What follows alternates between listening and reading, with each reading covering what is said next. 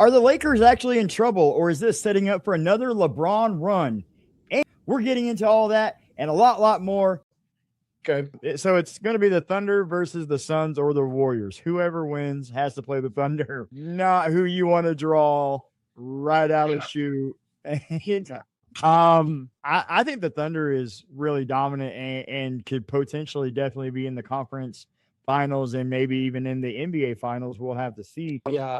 As far as this one is concerned, I am going Thunder in 5. I just think SGA and company is just gonna. I know, and if it's Steph Curry, I know that they'll try to put up a fight, but I just think they're going to be a little outmatched for what the Thunder are currently, and I got the Thunder in 5, and it doesn't matter who it is. Yeah, I think that right now what people are really focused on, and anybody outside of Phoenix, Arizona, is really rooting for 4 more games of Steph Curry and the Warriors to be in that matchup.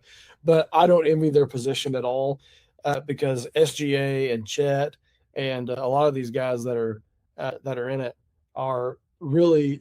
This is going to be an interesting thing. I think that I'm taking the Thunder in 4. I think it's a sweep first round. Because really truly that they're so stacked and they've been consistent all year long. And I think that they're going to see some down the road. Maybe we'll see somebody give them a competitive series, but I just don't see it from the Suns or the Warriors as far as the Thunder are concerned. So you're not the first person to tell me that today. Yeah. A guy I work with, my buddy Elijah that I work with, we were at work today, and he's he's kind of really pumped that I'm kind of trying to get back into the NBA scene and the basketball scene, and he's really knowledgeable in basketball as well. And I was like, yeah, I think Thunder in 5. He goes Thunder, or maybe I said 6. So I said 6, but in my notes I had 5, but I told him 6. He goes, I think it's either going to be a sweep or a gentleman's sweep. So I mean, he did say or 5, but he definitely believes that it'll be in 4. So all right, we got Lakers Rockets. Who do you have there? Yeah, it does pain me to think how I think on this, but I think I take Tyler's position in this. If Luka is unavailable, they don't stand a chance. Now, if he's available, I still really don't think so because he's coming off an injury, and there's no real simple way of getting Luka back in, and like a hurt Luka with old LeBron doesn't really give me a whole lot of confidence in them. I'm taking Rockets in 5 here, and like you said, I think it's a gentleman's sweep. I think that there's going to be a it's not going to be good for Lakers Twitter after this, and so I hate it for him. I hate that Luka has had this incredible year, and it's going to end in agony for a lot of Lakers fans, but. That's my position on it. I think Rockets take it in 5, and we'll see how it goes from there. All right. So are you going to differ from me here? I wasn't going to, but then I looked up at the title and it says we disagree on everything, and so I can't really sit here and say that and not disagree on a big time moment. So I am going without Luka, the Lakers. Yes, the Los Angeles Lakers are going to win, but it's going to take them 6 games. It's going to take them 6, and I think LeBron, he kind of turns that dial back just a little bit. I think he comes in. He's going to have, and we see. He's definitely going to have to. I'm going Lakers in 6. I know that's a crazy pick. I see you, and I think it's going to be like LeBron's going to be like, hey, this is my team, and I have to will them to the next round if I want a chance at another title, because there's reports of the possibility if he were 35. There's reports that he's maybe done after this season. Then I've seen reports he might go to the Cavs. I mean, I don't know what's happening, but I want LeBron one more great playoff run. I mean, unfortunately, if Luka's not back the next season or the next series, I don't see them standing much of a chance. But it's going to be like I can think back to LeBron when he was with Cleveland the second time around, when it was him and his two-man was Matthew Dellavedova, and that's about what we're going to get with this series. If he doesn't have Luka, he won't have Austin Reeves. Yeah. And so, it's going to be him and Ayton. I mean, is that your duo you're going with? I'd take my chance with the KD and the Rock. That's all right.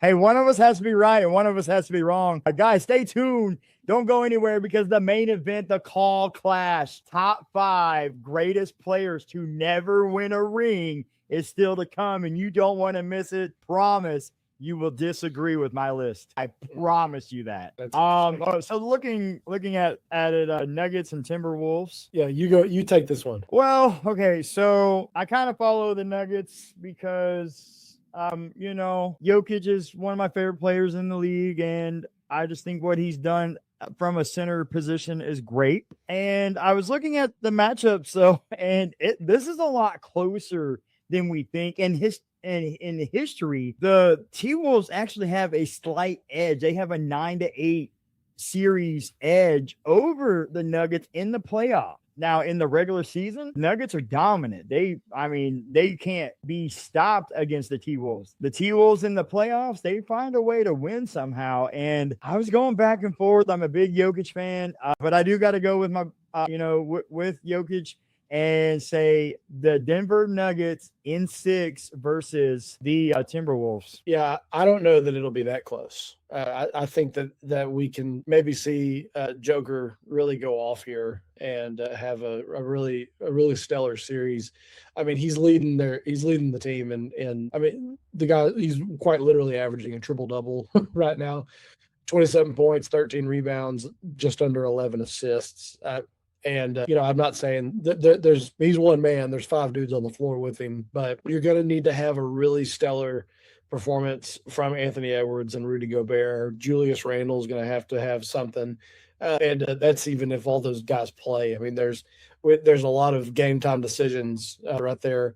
If you look at over on ESPN with their stuff they've got going with injury reports, a lot of game time decisions for those guys. And so we'll see how things shake out there. I like Joker here to will his team to victory in this, at least in this first round.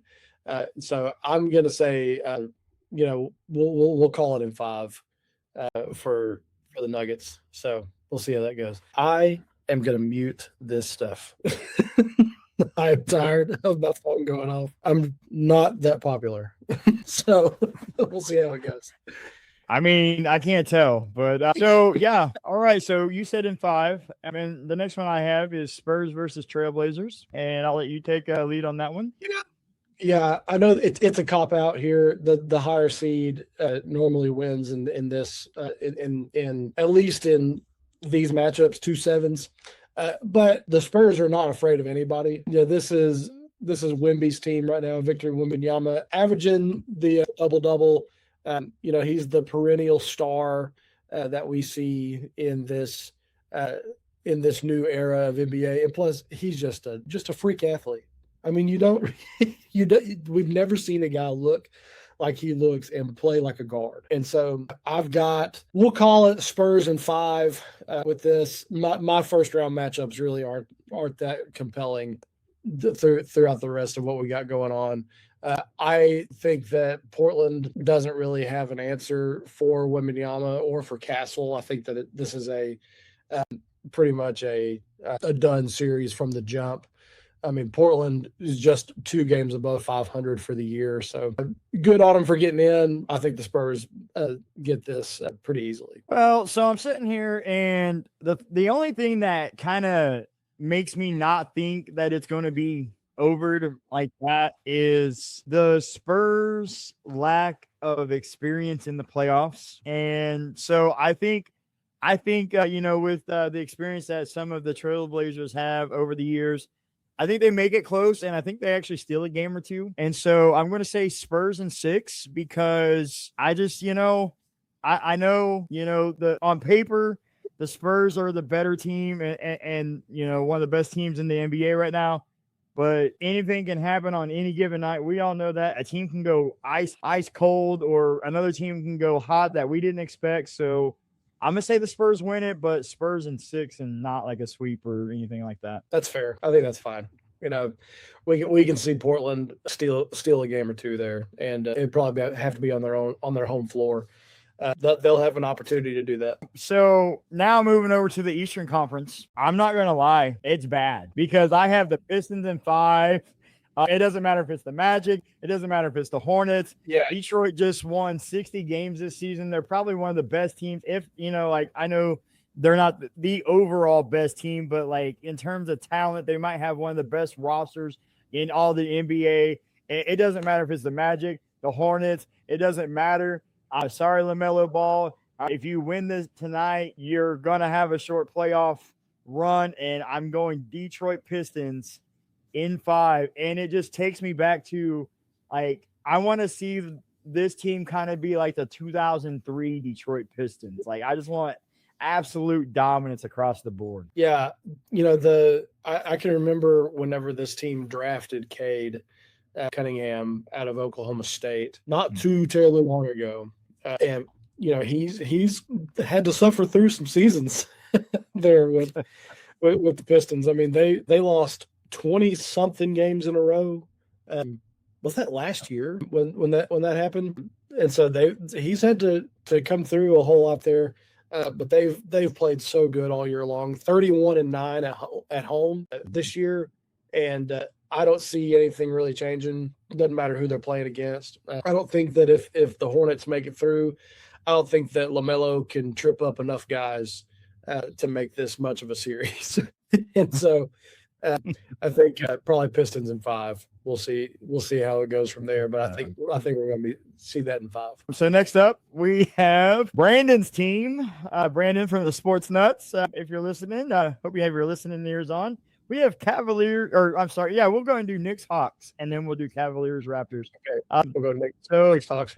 No, let's do Cavaliers Raptors because then it'll kind of set up the matchup for the next series. So okay, this is an interesting one. Okay, this is our first real interesting series here for me anyway.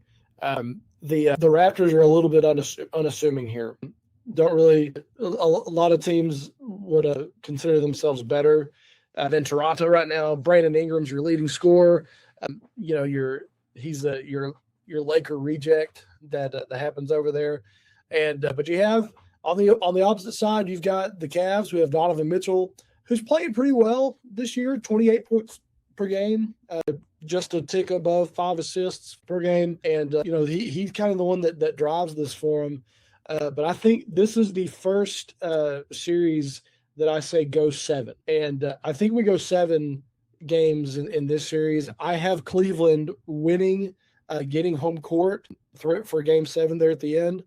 But I do really, really wholeheartedly believe that this one goes 7 games, and we'll see this maybe tire out the Cavs for that second round matchup that they have with most likely the Pistons. And so we'll see how that matchup fares. But yeah, I have this going 7 games. I'm not even going to lie.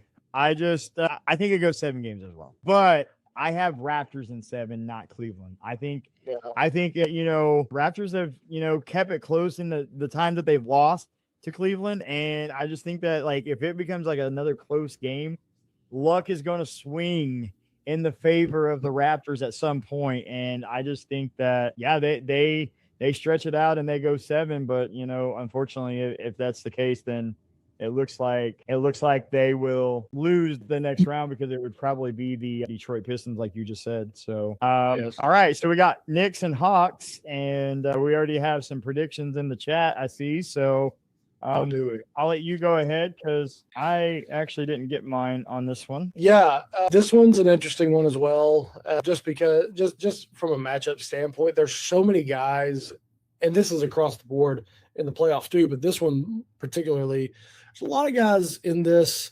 matchup that are kind of probable. I mean, that you don't really know who's going to play, who's not going to play. with this. CJ McCollum's one that's kind of in that gray area that I've seen every so often through this.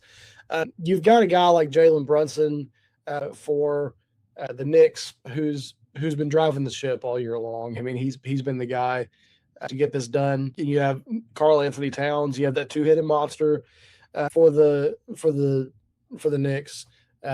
Atlanta has been an interesting story all year long. You don't really know where they're going throughout the year. Jalen Johnson is kind of your guy that's been leading in a lot of different categories. He's supposed to be good for the series coming up. All of that to say, I think the Knicks take this, and I'm going to say that the Knicks take it in 6 games. Ooh, Knicks in 6. Let's see. Let's go ahead and just flip that one. Okay. Let's go ahead. Yeah, I just think that they were down the stretch, especially at the end of the season. The Hawks were one of the hottest teams in the NBA. So, I know that the Knicks have the bigs and all this, and they have, some depth, but I think when you catch fire at the right time, and the Atlanta Hawks did, in catching fire at the end of the season, I think that matters more than having depth sometimes. Not all the time, but sometimes that can really make or break a series. And I think with the hot momentum, the hot Atlanta Hawks, they will just cruise in 6. I mean, it won't be a cruise, but it's going to be a battle. But they're going to get it in 6. And if it goes to 7, though, it would swing back for the Knicks. So I'm going to say Hawks in 6, but if it goes game 7, I would go Knicks. That's fair. I mean, you're entitled to your opinion, even if it's wrong, and that's okay. Hey, and you are too. So Celtics, 76ers, I'm going Celtics. We talked about this a little bit on Monday.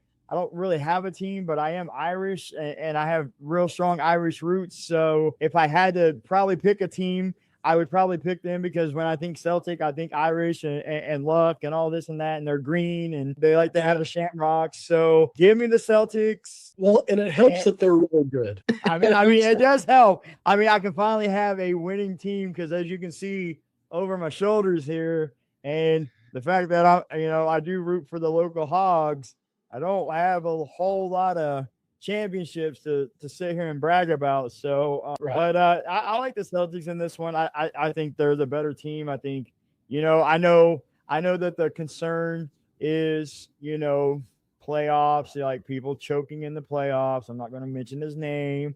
We all know, but I just think that the Celtics win. I'll agree with the sports nuts here and say Celtics in 4. Yeah, Jaylen Brown has been pretty unreal throughout the year. 29 points per game, really been hard to stop all year long. The matchup with Maxey will be interesting, I think. Tyrese Maxey's been really incredible for the Sixers all year long, but I think with Boston, there's a little too much firepower there, and I'll say and. We'll agree with the sports nuts here. I think it'll be in 4. I think it'll be a sweep, and which is unfortunate, because I think that the Sixers could be really special with Maxey and Drummond right there. They just haven't been able to quite put it all together throughout the year, but we'll see how the matchup fares. But it's going to be hard for the Sixers to keep up